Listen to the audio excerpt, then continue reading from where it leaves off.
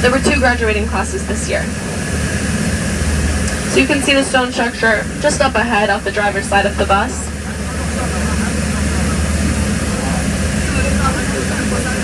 And right now we're traveling down the road that's called Freedom Way.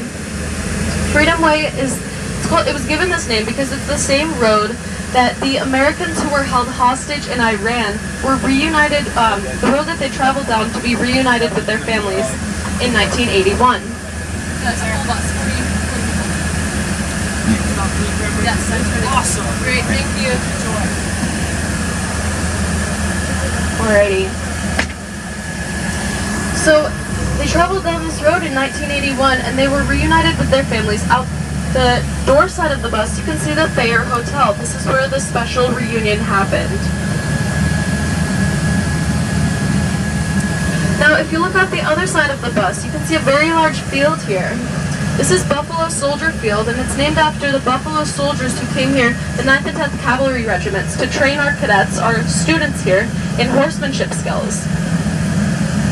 Now, at one point in time, all the red brick buildings, the very long red brick buildings you see on the other side of the field, used to be stables. They used to house some 700 horses for this training. Now, mechanization occurred, and it's no longer necessary for our cadets to have these skills in horsemanship. So the field is now used for company athletics for the cadets. They'll come out here, play flag football and ultimate frisbee and other sports like that.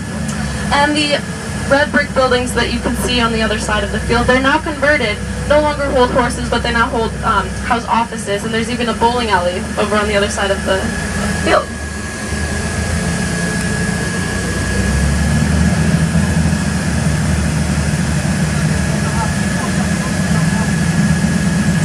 Alright, so at this point in time, you are free to take photos. You can pull your cameras and cell phones back out. There's going to be a lot of good opportunities to snap some photos. So feel free to take photos even while I'm talking. I won't be offended.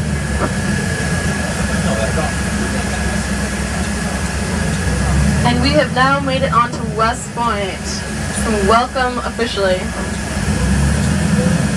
So West Point is the oldest continuously garrisoned Army post in the nation.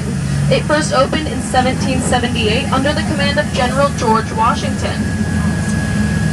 It didn't open as an academy until 1802 under the presidency of Thomas Jefferson. And when the academy first opened, there were only 10 cadets and 5 instructors. Not the worst student-teacher ratio. But the ratio remains great today. Even today we have classes that are only 12 to 18 on average. But we have, as a corps of cadets, we have 4,400 students here at the academy.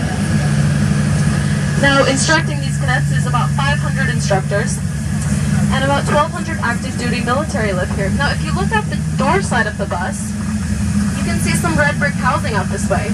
This is where about 3,000, this is just some of the housing, for about 3,000 family members that live here at West Point. Now, West Point in many ways is a functioning small community. It's like a small town here. It's much more than just an academy. Of course, the academy is the heart of it. And there's about 3,000 civilian personnel that will come and support the backbone of the academy and the military base. So on any given day, our numbers can swell to well over 10,000 people, and that doesn't include football game day weekends. Now we're going to be passing another brick building here out the door side of the bus. This is Herbert Hall. It's home of the Association of Graduates, or AOG. Now this is the equivalent of an alumni center that you might find at another university.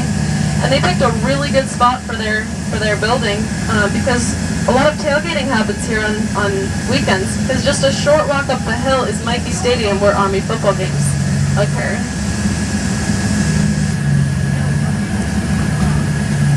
Now out the driver's side of the bus, in just a moment, you'll be able to see several of our intercollegiate sports facilities. Sports and physical fitness are very important here at the academy.